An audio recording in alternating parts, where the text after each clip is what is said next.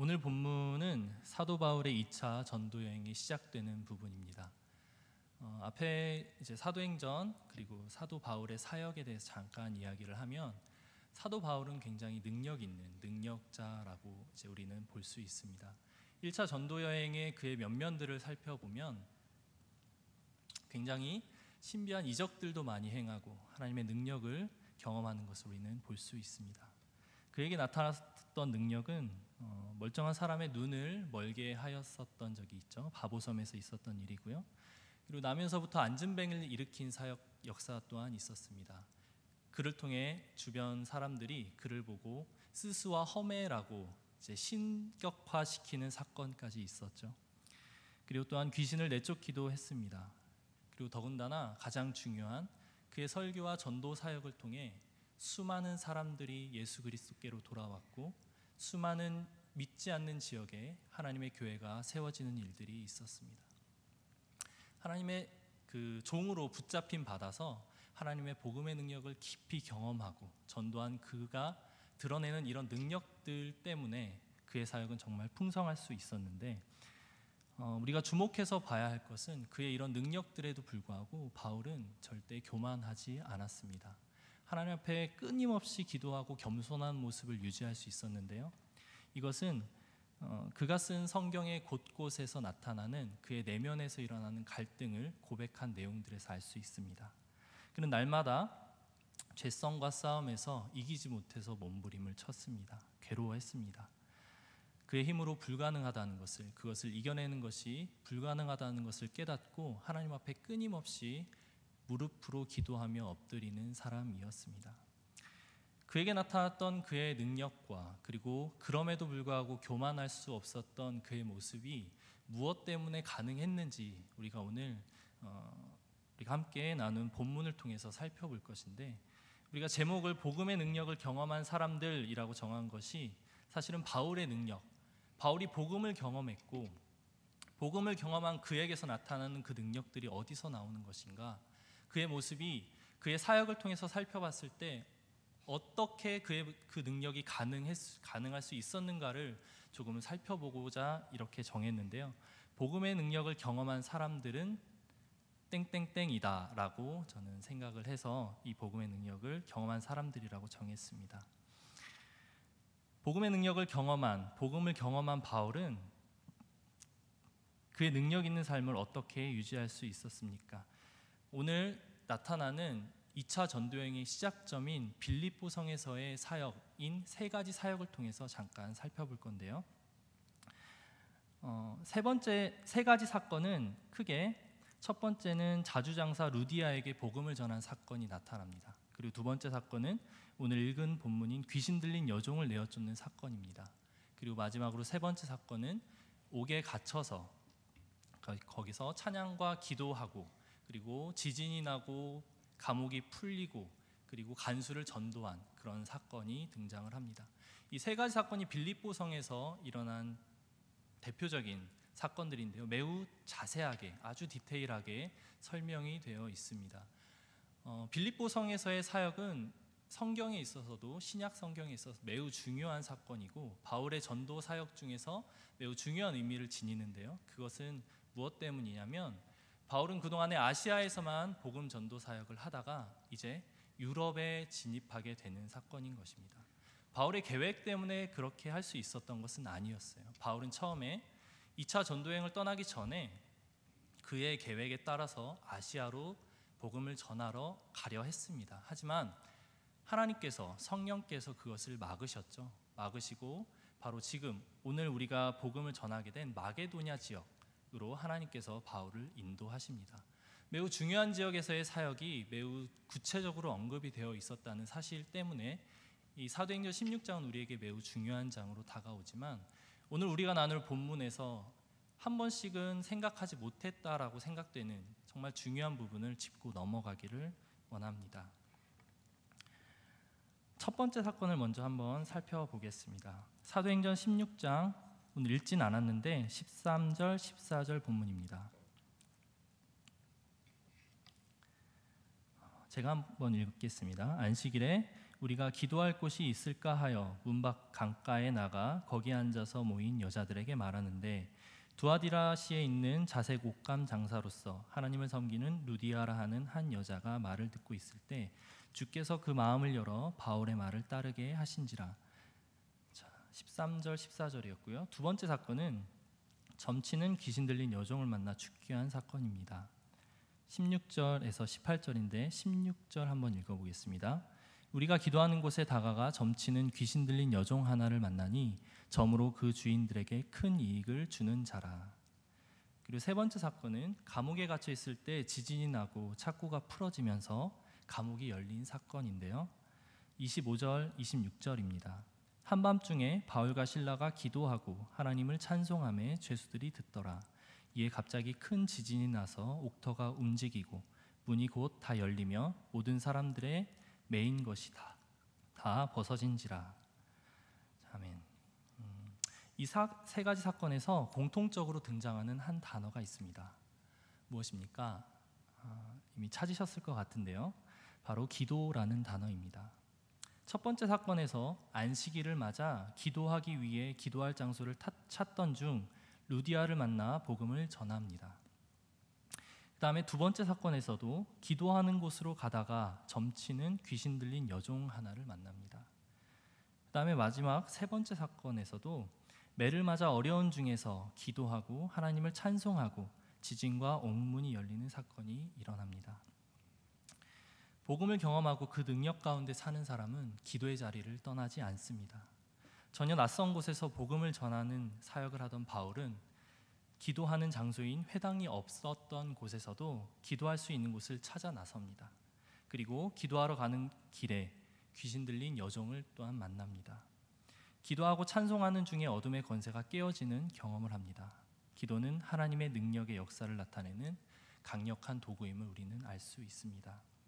바울은 습관에 따라 시간이 되면 기도하러 나아갑니다. 이것이 복음을 경험한 사람들에게 나타나는 능력의 비밀입니다.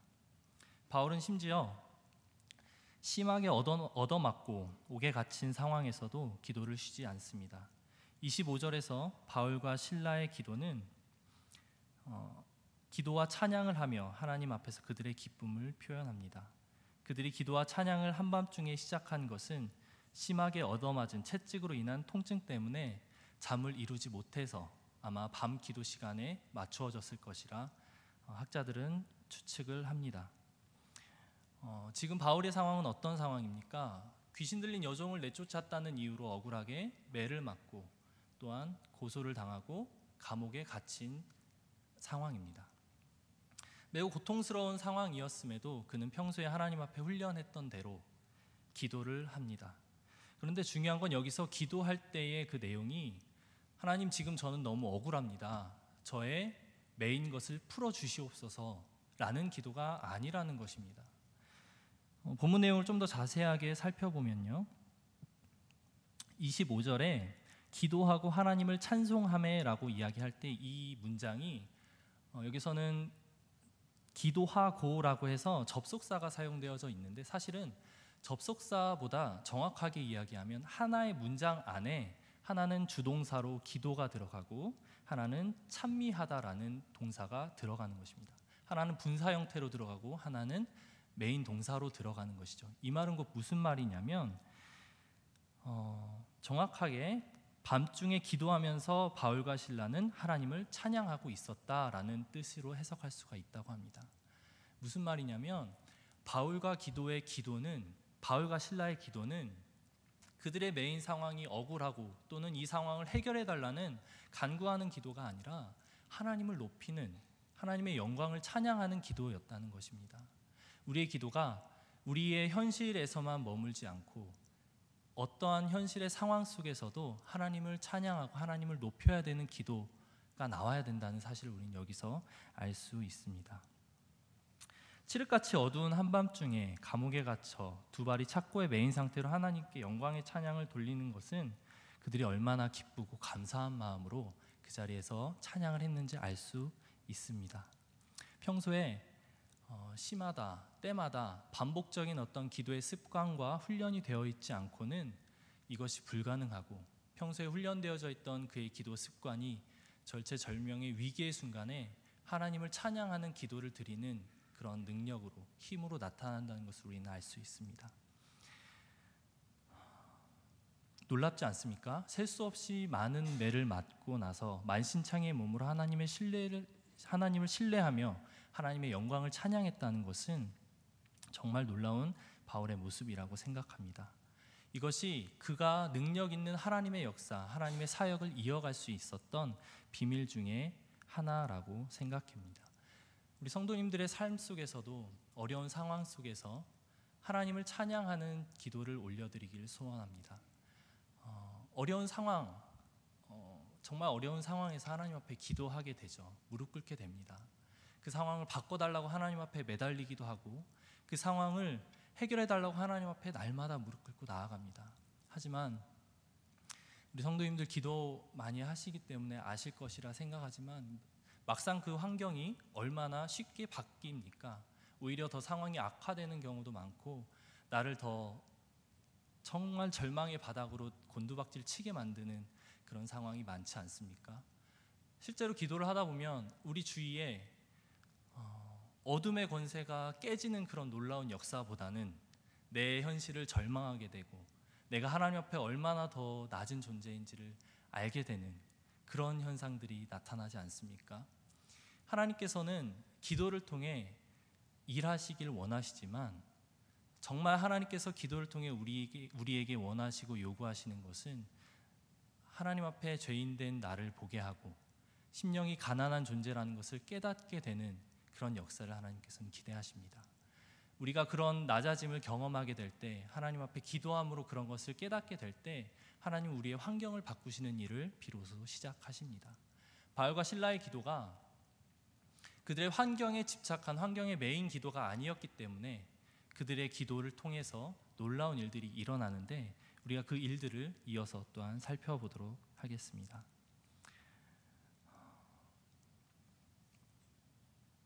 25절 후반부에 보면 한밤중에 바울과 실라가 기도하고 하나님을 찬송하매 죄수들이 듣더라라고 표현되어 있습니다. 감옥의 상황을 한번 그려보시겠습니다. 보통 철창살이 이렇게 있고, 또는 나무로 이렇게 창살이 만들어져 있죠. 그래서 구멍이 뽕뽕뽕뽕 뚫려 있어서 무슨 말을 하든, 그리고 무슨 행동을 하든 맞은편에 있는 사람들은 다 보고 들을 수가 있습니다. 또한 어떤 말을 하더라도 양옆의 감옥에서는 그것을 너무도 쉽게 들을 수가 있었습니다. 하지만 오늘 사도행전의 저자는 이 부분, 바울과 실라가 기도하고 하나님을 찬송하며 죄수들이 듣더라라는 부분을 묘하게 강조하고 있다는 느낌을 받을 수 있습니다. 기도하고 찬송했다면 그 소리를 옆에 또는 앞에 있는 죄수들이 들었던 것은 어찌 보면 너무도 당연한 일인데, 특별하게 기록을 하고 있죠. 죄수들이 듣더라라고 기록을 하고 있습니다. 그런데 우리가 여기서 살펴볼 것은 이 듣더라라는 듣다의 단어가 헬라어 성경에서는 신약 성경을 통틀어서 단 한 번밖에 사용되지 않은 매우 어려운 난해한 단어라고 합니다. 그 말은 곧 무슨 말이냐면, 일반적으로 듣다라는 단어를 사용할 때는 아쿠오라는 헬라어 단어를 사용하는데요. 그런데 이곳에서 죄수들이 듣더라라 해서 듣더라는 오마이라는 그 어려운 헬라어 동사를 사용하고 있다고 합니다. 일반적인 고어 헬라어에서도 평소에 듣다라는 단어로 쉽게 사용되지 않는 단어라고 하는데요. 사도행전의 저자가 특별하게 어려운 단어를 써서 당연히 들릴 만한 상황에도 듣더라라고 특별히 표현한 것에 학자들은 주목하기 시작했고, 그것의 이유를 찾아봤습니다. 그래서 어떤 학자는 그것을 이렇게 이야기를 합니다.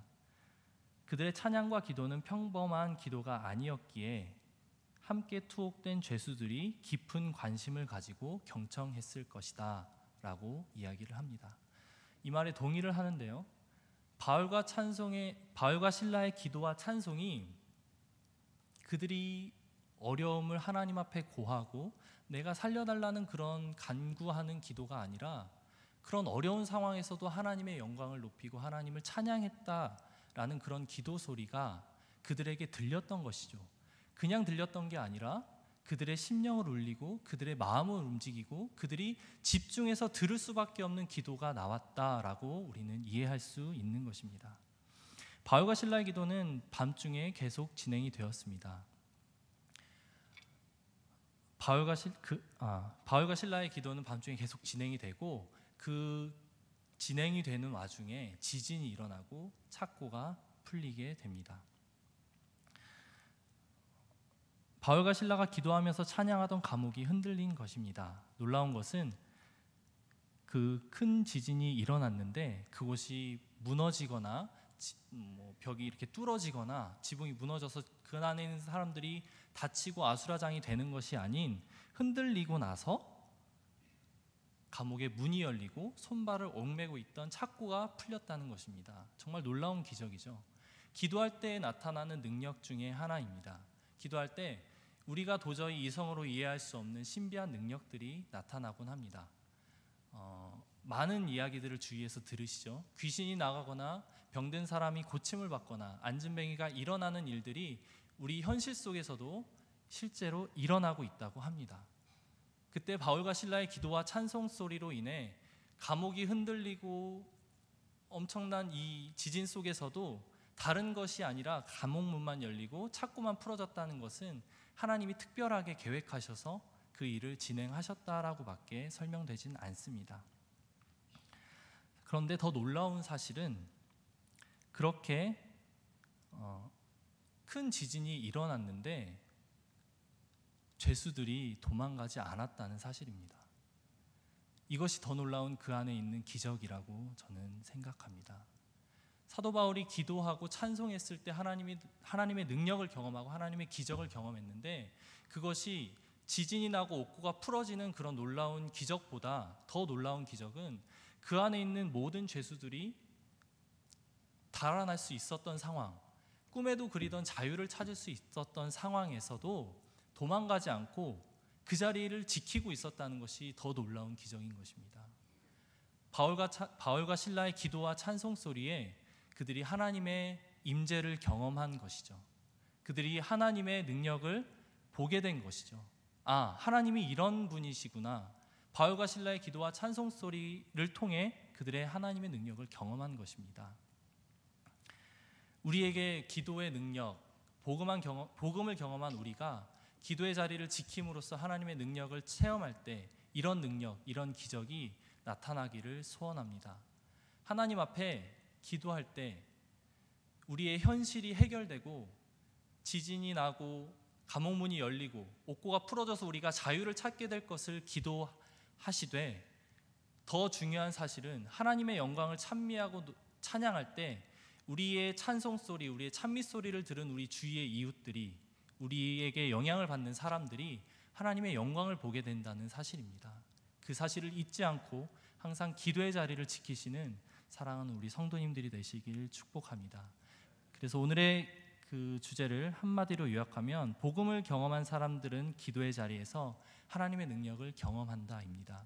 진정으로 우리가 경험하는 하나님의 능력은 어둠의 권세가 쫓겨나는, 그래서 우리의 환경이 해결되는 그런 역사가 아니라 우리의 찬송 소리, 우리의 기도 소리를 듣고 하나님을 경험하고 하나님을 느끼고 하나님에게 집중하게 되는 그런 죄수들이 우리 주위에 생겨난다는 것, 그것이 바로 우리가 기대하고 우리가 경험해야 할 하나님의 능력임을 이 시간 기억하시길 바랍니다.